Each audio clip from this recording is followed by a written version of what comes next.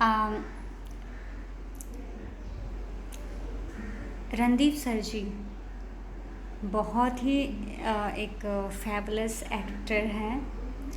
उससे पहले मेरे फेवरेट एक्टर कोई और थे, बट अब रणदीप सर जी बने हैं। तो क्योंकि लोग तो उन्हें आज पसंद करते हैं, जब से उनकी कुछ मूवीज़ आई हैं देश के प्रति जो काफ़ी पॉपुलर हैं। शायद मैं भी नाम भूल रही हूँ, बाद में बताऊँगी। तो ऐसे ही होता है। अदा मैम हो गई, ऐसे कई एग्जाम्पल हैं। इनको तो आप लोग आज पसंद करते हो, अच्छी मूवी बनाने पर, पॉपुलर हो जाने पर, देश के ऊपर, तब इनको आप लोग आज पसंद करते हो। हम जैसे लोग टैलेंट को बहुत पहले समझ चुके होते हैं और इनको उन दिनों से इनको पसंद करते हैं जब इनकी शुरुआत हुई हो। तो कभी भी किसी को अच्छाई या बुराई को देख करके नहीं पसंद करना चाहिए। उनके टैलेंट, उनके भावनाओं को, जो एक आर्टिस्ट होता है, उनके कई रूप होते हैं। सिर्फ आप अपने तरीके से उनका रूप बनाना चाहोगे या वही रूप रहे, ये पॉसिबल नहीं है। एक आर्टिस्ट वो सारी हदों को पार कर देता है जो इस दुनिया से परे है। फिर चाहे वो किसी भी चीज़, दीवार के उस पार चले जाओ। तो मैं कहने का मतलब यही है, समझाना चाहती हूँ कि आप अच्छाई को देखकर नहीं, उनके गुणों को देख करके अपनाएं। आज सर जी ने एक वीडियो अपलोड किया जिस्म 2 मूवी का, तो कहीं ना कहीं उनका भी माइंड थॉट यही होगा। सारे आर्टिस्ट का माइंड थॉट यही रहता है कि आप मुझे चाहे जितना भी अच्छा समझ लो, लेकिन उससे कंपेयर करके आप मेरे ऊपर बर्डन्स मत डालो कि मैं अब अच्छा ही करूं, क्योंकि वो एक भावना है जिसको आप कंट्रोल नहीं कर सकते, अच्छा करने पर मजबूर नहीं कर सकते। और अच्छा क्या है, ये अच्छा बुरा कुछ भी नहीं होता है। जब हम एक स्टोरी के माध्यम से चीज़ों को देखते हैं तो हम सारी हदें पार कर देते हैं। कुछ भी अच्छा बुरा, कम से कम हम देश के खिलाफ तो बात नहीं करते, या आतंकवादियों से जाके तो नहीं मिल जाते ना। यही चीज़ इम्पॉर्टेंट होना चाहिए। तो क्या इम्पॉर्टेंट होना चाहिए, ये आपको समझने की ज़रूरत है। फिर चाहे वो सेलिब्रिटी हो, ऐसा नहीं है कि ये इंडस्ट्री है तो इंडस्ट्री का चलता है। ये निजी लाइफ में भी चीज़ें हो रही है, निजी लाइफ में भी ये चीज़ चलना चाहिए।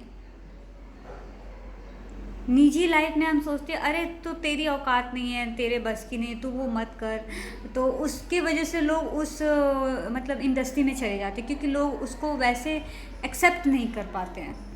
ये जितने भी सवाल जवाब है, ये बहुत ही टेढ़ा मेढ़ा है। इनको बस समझने की ज़रूरत है, समझने की ज़रूरत है बस। जहाँ अपने प्रेम के प्रति या किसी भी जो आपका आइडल है या कुछ भी है, उसके प्रति अगर आपको ज़रा सा भी भेदभाव हो गया, भेदभाव का मतलब है कि कंपेयर करना। एक तो होता है उनका स्टेटमेंट, जो आपको पसंद नहीं आया तो चलो ओके, लेकिन अगर आप भेदभाव करके उनके चरित्र पर बात आ रही है तो ये सबसे ज़्यादा अनरिस्पेक्टफुल होता है। जो आप कहते हो ना कि रिस्पेक्ट बांटना चाहिए, प्रेम बांटना चाहिए, इज़्ज़त बांटना चाहिए, नहीं, इसके पार हो जाओ। ये भी इम्पॉर्टेंट है। आप रिस्पेक्ट के लिए मरे जा रहे हो, इज़्ज़त के लिए मरे जा रहे हो, और आप अदर व्यक्ति को, जो आपकी फेवरेट है या आप जिसे प्रेम करते हो, उसके चरित्र पर बात आप बार बार चीज़ें कर रहे हो या बोल रहे हो, तो सबसे बड़ा अनरिस्पेक्टफुल आप हुए। अहंकार आप में है, बेइज्जती का सबसे बड़ा। तो सुधार हमें पहले खुद में लाना चाहिए कि हम किसी को उस लेवल तक बेइज्जत ना करें जिससे कि इंसान फ्रस्ट्रेट हो जाए और चिड़चिड़ा हो जाए कि वो किसी को इज्जत ही ना दे पाए। तो अगर आप इज्जतदार बनना चाहते हैं तो उस लेवल का बने, अपना माइंड उस लेवल का बनाएं कि आप सामने वाले को एटलीस्ट चरित्रहीन तो ना साबित करें, बस इतना। और अच्छा अच्छा देख करके नहीं, अच्छाई बुराई दोनों साथ में रहती है। एक पॉजिटिव इंसान वही होता है, एक अच्छा इंसान वही होता है जो अच्छे से अच्छे चीज़ों में बुराई ढूंढ लेता है और बुरे से बुरे चीज़ों में अच्छाई ढूंढ लेता है। ये उनका एक मेन पॉइंट होता है। हम कभी कभी अच्छाई में इतने दब जाते हैं, इतने अरे उसने तो वो अच्छा किया है, अरे नहीं बोलना चाहिए, वो बहुत महान है। नहीं, आप इससे आप और दब जाते हो। सारा मुद्दा दबने का है, दबना ही तो नहीं है। फिर चाहे वो अच्छाई के आड़ में हो या बुराई के आड़ में हो, चाहे कोई कितना भी बुरा करके बहुत बुरा करके महान बन रहा है और आप उनके सामने दब रहे हो, वो भी अच्छा नहीं है। अगर वो किसी को नुकसान पहुंचा रहा है तो, अगर नुकसान नहीं पहुंचा रहा है तो वो बुराई उनके कर्म धर्म वो अपना वो देख लेगा फिर। लेकिन अगर बुरा कर रहा है तो आप बोलो। लेकिन वही अच्छाई का भी सेम फंडा है, बस दबना नहीं है, ना अच्छाई के बलबूते पर ना बुराई के बलबूते पर। आपको जो सही लगे वो स्टेटमेंट रखो, इनफ, बात ख़त्म हो जाती है वहीं पर। तो किसी को ना उसके भाव से पहचानो, उसके प्रेम से पहचानो, उसके केयर करने के तरीके से पहचानो, उसके दिल से पहचानो, उसके सारे रूपों से प्रेम करो, उसके भावनाओं से प्रेम करो, न कि उसके चरित्र को, उसके बैकग्राउंड को, वो कितना कमज़ोर है क्या, ये सब देख करके आप भेदभाव करके प्रेम मत करो। प्रेम का साफ साफ अर्थ है शंका नहीं। अगर एक पल के लिए शंका हो भी जाता है तो अगले ही पल उसको लेट गो कर दो और खुद से सवाल करो कि अगर इतना कठोर है मेरा मन, इतना भेदभाव कर रहा है मेरा मन, तो क्या वाकई में प्रेम है? तो प्रेम का भी बिल्कुल ऐसा ही मतलब होता है।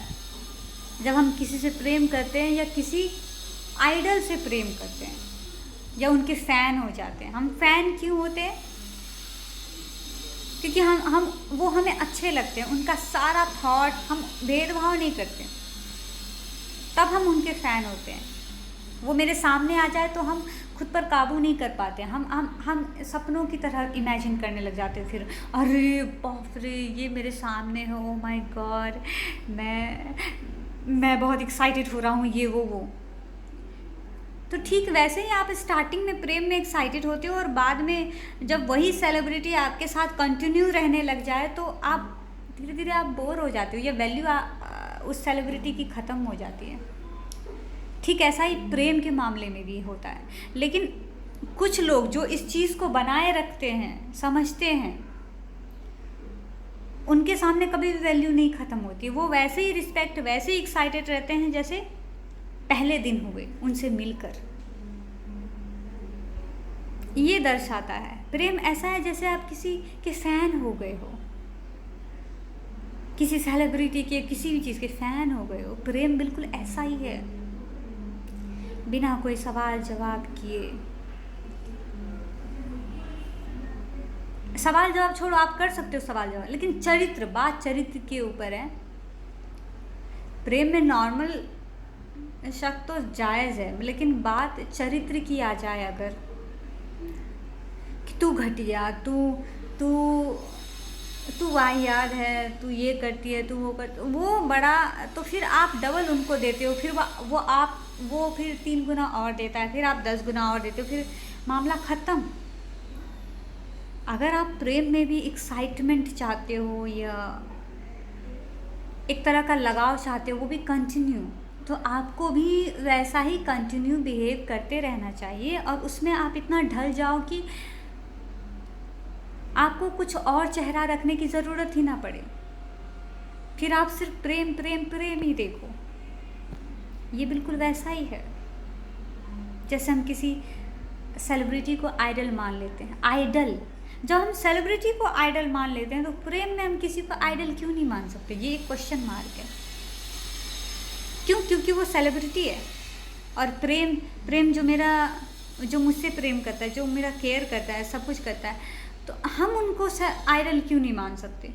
वो प्रेम हमारा आइडल क्यों नहीं हो सकता? हम उनको क्यों भेदभाव के हर चीज़ों में तौल देते हैं कि फिर हमारे लिए उसके साथ रहना तक मुश्किल हो जाता है। उनसे हम फिर कोई बात डिस्कस नहीं कर पाते हैं। क्यों इतना मुश्किल हो जाता है? क्योंकि हम एक ही चीज़ बार बार रिपीट करते हैं, इसलिए इतना मुश्किल हो जाता है। तो ये एक तरह की लड़ाई है जो हमें खुद से लड़ना पड़ेगा। फिर चाहे वो प्रेम के प्रति हो या अपने अंदर की भावनाओं से लड़ना हो या किसी भी चीज़, ये एक तरह की लड़ाई है जो हमें खुद से लड़ना होगा। तो जब आप सेलिब्रिटी को सेलिब्रिटी समझ सकते हैं, इतने महान लोगों को आप तवज्जो दे सकते हैं, तो आप प्रेम में भी लोगों को वैसा ही तवज्जो दें। उसे सेलिब्रिटी समझे, आइडल बन जाए उनके। आप उनको सेलिब्रिटी समझोगे, वो आपको सेलिब्रिटी समझेंगे, वो ऐसे ही ट्रीट करेंगे एक दूसरे को। बिना भेदभाव के जब हम किसी सेलिब्रिटी से मिलते हैं तो बिना भेदभाव के मिलते हैं, स्पेशली अपने फेवरेट सेलिब्रिटी से। तो वैसा प्रेम में क्यों नहीं हो सकता? हम प्रेम में क्यों दूसरों पर हर चीज़ें थोप देते हैं? जिम्मेदारी एक अलग चीज़ होती है, लेकिन हम समाज का बर्डन जो उसके ऊपर थोप देते हैं। आप किसी सेलिब्रिटी को कह सकते हो, अरे तू ऐसा कपड़ा मत पहन, ऐसी चीज़ें मत पहन, मेरे समाज के लोग बहुत ही थूकते हैं मुझ पर, तो तू मेरा फेवरेट नहीं हो सकता, फिर मैं तुम्हारे सामने नहीं आ सकता, तू मेरा सेलिब्रिटी नहीं हो सकता, तू मेरा आइडल नहीं हो सकता। हम ऐसा बोलते हैं सेलिब्रिटी को? नहीं बोलते ना, उल्टा हम उनको इंस्टा पर फॉलो कर लेते हैं उनके छोटे कपड़े को देख के, और छोटे कपड़े को सबको साइड में, उनके कुछ थॉट को देख के हम फॉलो कर लेते हैं। फिर चाहे वो छोटे कपड़े पहने या बुर्का पहने, साड़ी पहने, बाद में हमें मतलब नहीं रहता। तो ऐसा हम क्यों करते हैं? हम इतने कैसे बदल जाते हैं कि जो चीज़ हमें चाहिए होता है उसको हम पाके हम इतने क्यों बदल जाते हैं? हम प्रेम में एक दूसरे को सेलिब्रिटी की तरह पेश क्यों नहीं आ सकते? ये एक क्वेश्चन मार्क है, क्वेश्चन मार्क। हम प्रेम में ही उल्टा उसे इतना जलील कर देते हैं, अपनों को इतना आगे बढ़ा देते हैं, अपने चीज़ें, अपने लोग हमें इतना अच्छा लगने लग जाता है, और प्रेमी हमें इतना घटिया लगने लग जाता है। हम प्रेम में ऐसा क्यों करते हैं? जबकि सेलिब्रिटी को छोड़ो, हमें प्रेम में बहुत तवज्जो देना चाहिए। ये होता है, हम प्रेम में एक दूसरे को सेलिब्रिटी की तरह ट्रीट क्यों नहीं कर सकते?